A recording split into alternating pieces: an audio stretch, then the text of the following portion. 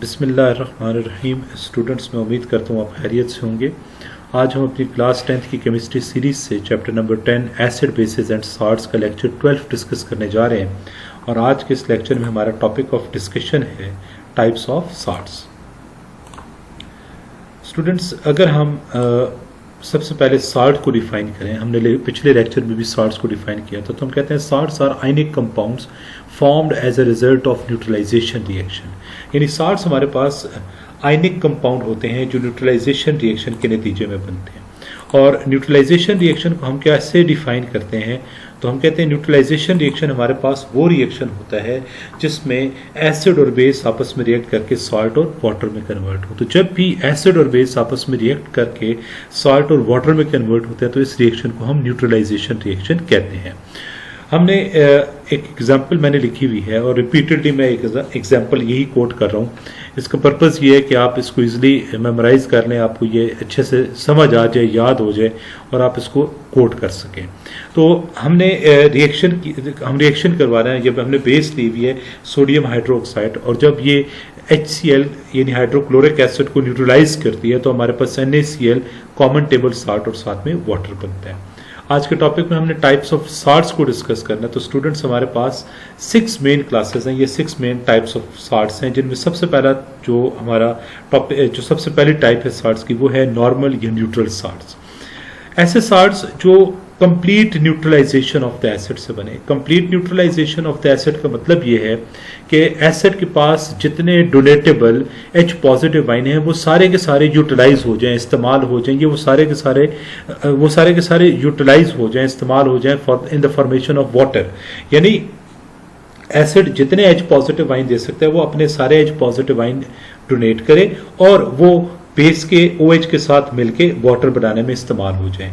तो ऐसे सॉल्ट को हम नाम देते होते हैं नॉर्मल या न्यूट्रल सॉल्ट का।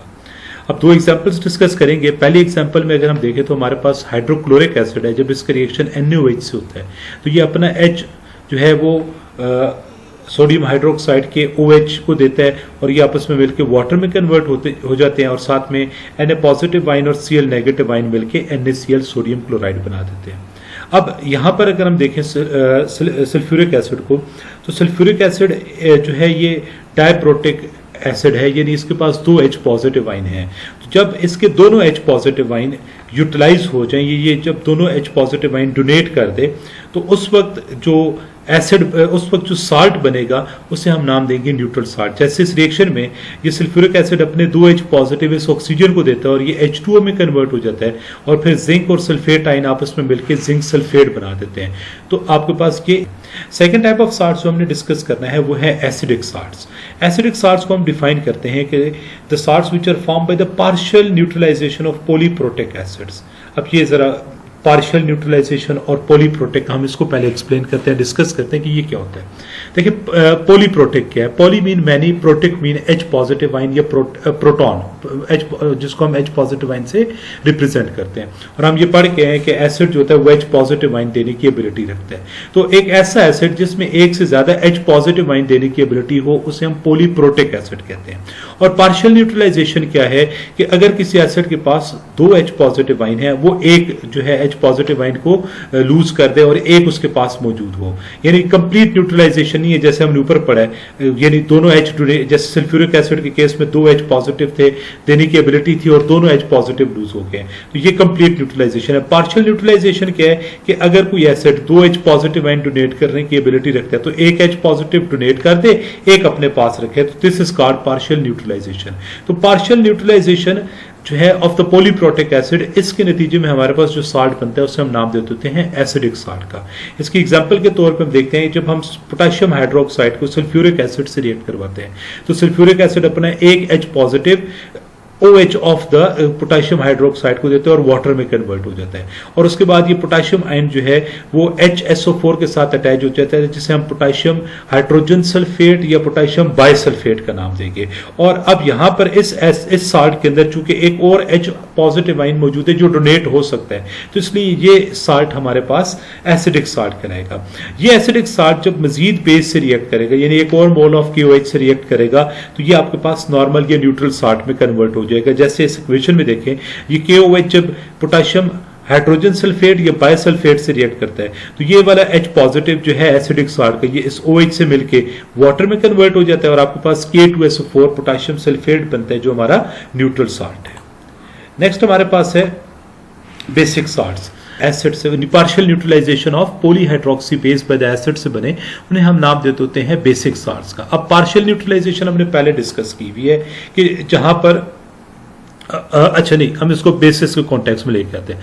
पॉलीहाइड्रोक्सी बेस, ऐसी बेस जो एक से ज्यादा OH रखती है, क्योंकि हमने डिफाइन किया कि बेस जो होती है वो OH नेगेटिव है, अर्हेनियस के मुताबिक एक्वस सॉल्यूशन में OH नेगेटिव आयन डोनेट करने की एबिलिटी रखती है। तो poly mean many, hydroxy mean OH negative ion या हाइड्रोक्सिल ग्रुप। तो ऐसी बेसिस जो एक से ज्यादा हाइड्रोक्सिल ग्रुप रखती हैं उन्हें हम पॉलीहाइड्रोक्सी बेसिस कहते हैं। और पॉलीहाइड्रोक्सी बेसिस की जब आप पार्शियल न्यूट्रलाइजेशन करते हैं, यानी दो OH अगर मौजूद हैं तो एक आपने वहां से निकाल दिया और उसको, और वो H पॉजिटिव से मिलकर एसिड के वाटर में कन्वर्ट हो गया, एक OH बाकी रह गया, तो ये पार्शियल न्यूट्रलाइजेशन है। जैसे जब हम कैल्शियम हाइड्रोक्साइड का रिएक्शन HCl से करवाते हैं तो इधर से एक OH एसिड के H पॉजिटिव से मिलके, ये OH negative of the base इस H positive of the acid से मिलके वाटर में कन्वर्ट हो जाता है, और एक OH नेगेटिव या एक OH आपके पास साल्ट में अपीयर होता है, ये कैल्शियम और इसके साथ हाइड्रोक्सिल आयन और साथ में क्लोराइड जो एसिड का इसके साथ आके अटैच हो जाएगा। जब हम इस बेसिक साल्ट को एसिड से रिएक्ट करवाते हैं, फर्दर रिएक्शन करवाते हैं, तो ये न्यूट्रल साल्ट में कन्वर्ट होता है। जैसे हमने यहाँ पर देखे कि कैल्शियम हाइड्रोक्साइड और कैल्शियम एस के साथ एक OH लगे हुआ और Cl, इसको जब आप HCl से रिएक्ट करवाते हैं तो ये वाला OH और ये H आपस में रिएक्शन करके OH नेगेटिव और ये वाला H पॉजिटिव आपस में रिएक्शन करके H2O में कन्वर्ट हो जाते हैं, और ये क्लोराइड आयन कैल्शियम के साथ जाके अटैच होता है जिसके साथ ऑलरेडी एक Cl लगा हुआ था, तो ये मिलकर बना देते हैं कैल्शियम क्लोराइड, ये CaCl2। हमने जो fourth type of salt discuss करनी है ये है डबल साल्ट। स्टूडेंट्स, जब आप दो नॉर्मल साल्ट्स के सॉल्यूशन को मिक्स करें, दो नॉर्मल साल्ट्स के सैचुरेटेड एक्वस सॉल्यूशन को मिक्स करें और फिर उसकी क्रिस्टलाइजेशन करें, और उस क्रिस्टलाइजेशन में के नतीजे में हमारे पास एक ऐसा साल्ट बने जिसमें इंडिविजुअल साल्ट कंपोनेंट्स अपनी प्रॉपर्टीज को रिटेन कर रहे हैं, तो ऐसे साल्ट को हम नाम देते हैं डबल साल्ट का। यहां पर प्रॉपर्टीज को रिटेन करने का मतलब यह है कि जब आप इस साल्ट को दोबारा वाटर में डिसॉल्व करें तो ये अपने जो ओरिजिनल कंपोनेंट्स हैं उनमें कन्वर्ट हो जाए। जैसे मैं एग्जांपल देता हूं कि हम लोग पोटेशियम सल्फेट और एल्युमिनियम सल्फेट के सॉल्यूशन बनाते हैं, सैचुरेटेड सॉल्यूशन, और इन दोनों के सैचुरेटेड सॉल्यूशन को हम मिक्स करके वहां से जब हम क्रिस्टलाइजेशन करते हैं तो हमारे पास पोटाश अलम, जिसे आप आम जुबान में हम फटकड़ी कहते हैं, K2SO4 Al2SO4 thrice 24 H2O बनता है। अब ये जो पोटाश अलम बना है, अगर इसको मैं दोबारा से वाटर में डिसॉल्व करूं तो ये वाटर में डिसॉल्व होकर मुझे potassium ion, sulphate ion, aluminium ion, फिर सल्फेट आयन दे।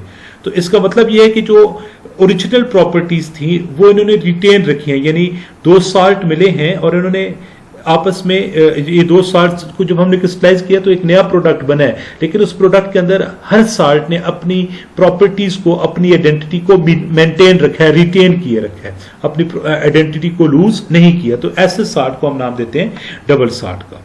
नेक्स्ट हमारे पास है मिक्स साल्ट। ऐसा साल्ट जिसमें एक से ज्यादा एसिडिक या बेसिक रेडिकल मौजूद हो, तो ऐसे साल्ट को हम नाम देते हैं मिक्स साल्ट का। जैसे ब्लीचिंग पाउडर एक कॉमन एग्जांपल है इसकी।